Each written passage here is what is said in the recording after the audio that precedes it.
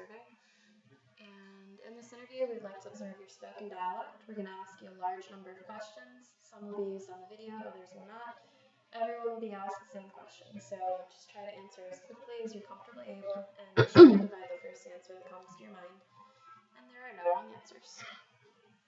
For the elements of a dialect, a person's dialect is comprised of the words they use, how they pronounce them, and the grammatical structures they use in their spoken language. You can just set on the table of the work, I think. Okay. And all dialects are equal, ever-changing, and driven by rules, so you are what you speak. Cheesy. Yeah. Okay, so the first thing that we want to look at is the lexical differences in the words that you choose. Has anyone ever teased you for a word that you use? Yes. What was that word? 2 words, museum and poem. And is that for how you pronounce them? Yes. Or are there any words like slang words or anything like that? No. Okay. We'll come back to poem and museum. Okay. Okay, so how would you address a group of 2 or more people? How you guys? What word would you use if you wanted to keep yourself from swearing? Shucks or snap. Okay. What are some words or phrases you use to describe someone who's very drunk? They are tanked. Okay. What words or phrases would you use to tell someone you recently vomited? I puked. Okay. A lot of people say barf. So. No, I puked. Yeah. Okay. Alright, the following pages are going to have questions and photos of them. So just answer instinctively by giving the first answer that comes to your mind. And, okay, are you ready? Mm-hmm. Okay. What do you call these shoes used? Sneakers. Okay. Do you want me to skip the question and just use the picture? Oh, sure, yeah, Okay. that's fine. Milkshakes. Chalkboard. Lightning bug. Coke. Sub sandwich. Grocery cart. A cupcake. Oh wait, what do you call these colorful toppings? Sprinkles. Okay. What other people call them? Jimmies. Okay. Apparently it looks like the great northern thing to do. Oh, okay then. Yeah. And I'm from up north. What do I call that hat? I call it a hat. Just a hat, not any kind of specific hat? Nope, it's just a hat. Okay. A knit hat. I mean, I don't know, but no, I would just call that put your hat on. Okay. Well, yeah, a lot of people, especially around this area, call it a toboggan. Yeah, no, to me a toboggan covers your whole face, like a. So you differentiate. I guess so, or a toboggan is a sled, but. Yeah, I always think of the toboggan as the sled. Mm. I don't know, we call those stocking hats in California, so. Okay, what do you call this? A pail. Okay. Alright, the next one that we want to do is focus on phonological differences. And it has to do with how you pronounce things. Has anyone ever teased you for the way you pronounce something? Yeah, museum and poem. Do you get that from a lot? And water. Water. Say it again? Water. Speak into the microphone. Water. Okay. Alright.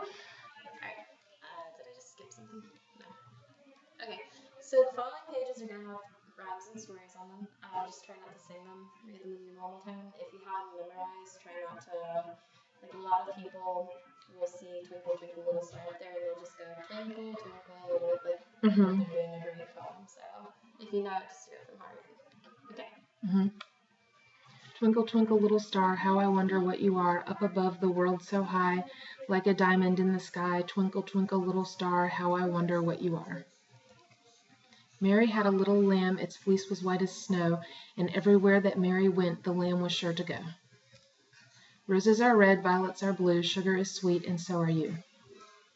Jack and Jill went up the hill to fetch a pail of water.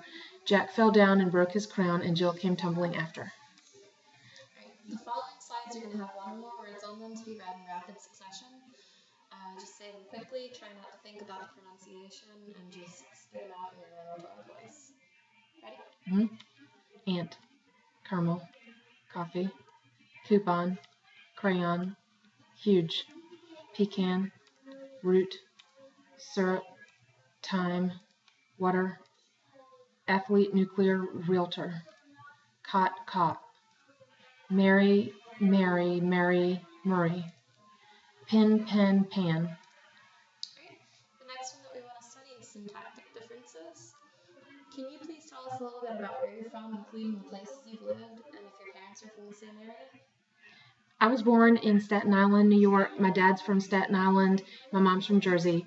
I lived there till I was 2 and then moved to Michigan, Ann Arbor, Michigan, and lived there till I was 8. Then we moved to Charlotte. I went to high school from 8 years old through high school, and then I moved to Eastern North Carolina, and I've been there since, and I'm 35. Do you think of any of these areas which influenced your dialect the most? Are you speech language pathologists? I'm an occupational therapist. What do you think of something? I don't know. Close. So of the areas that you lived, which one do you think influences your accent the most? I feel like Eastern North Carolina. Yeah. Do you find yourself changing at all when you see your parents? Or Yes. do you sound more northern? Yes. Yeah. Yes. Where's some place that you could go that you could immediately kind of lapse into an accent? When I go up north to visit my relatives. Alright, there's more questions on here. You can be as detailed or as vague as you want to be. We usually try to get detailed. I guess they were designed to get a passionate response, but a lot of people don't. So Okay. it is what you want to do. What's your favorite hobby or activities you enjoy, and why? I enjoy doing like crafts, and it's just soothing to me. I like it. What's your dream job, and why did you choose it?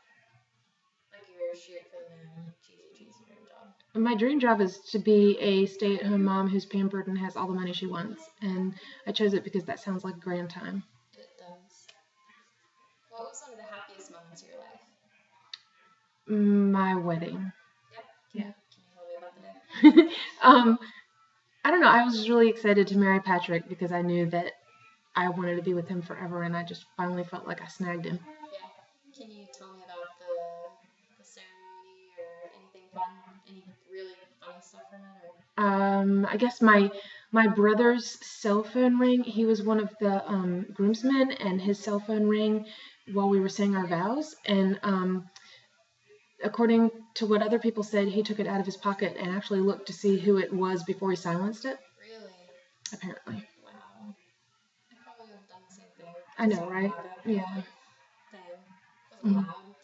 I don't even remember it. Like, I guess in the back of my mind I heard it, but I was more concentrating on what I was doing, so. Yeah, no biggie, just a wedding day. Mm-hmm. So. Right. What was one of the scariest moments of your life? Or some people have talked about near-death experiences or car crashes or just basically anything that you're like, oh shit, what do I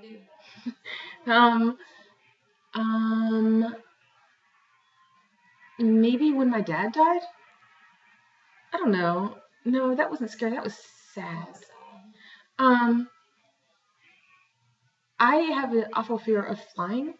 So every time I get on a plane, I feel like I'm about to die. You just went to London too, didn't you? Gotcha. Yeah, and I fly often, but you're still scared of it? Yes. Okay. Alright, and I think this is the last one, but have you seen The Lion King? Yes. I was hoping.